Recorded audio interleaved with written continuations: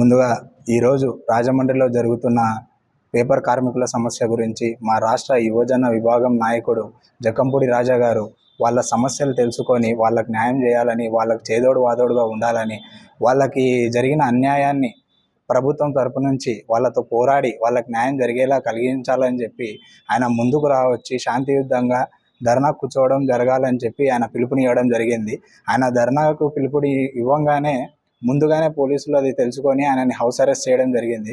మీరు house arrest చేయగలిగారేమో కానీ ఆయన చేసే పోరాటం మాత్రం ప్రజల కోసం ఏదో విధంగా ఆయన చేస్తూనే ఉంటాడు. ఆయనను ఆపగలిగారు మహా అయితే ఈరోజు ఆపగలుగుతారు, కానీ ఈ రోజు కాకుండా ప్రతిరోజు ఆయన ప్రజల కోసం పోరాటం చేస్తూనే ఉంటాడు.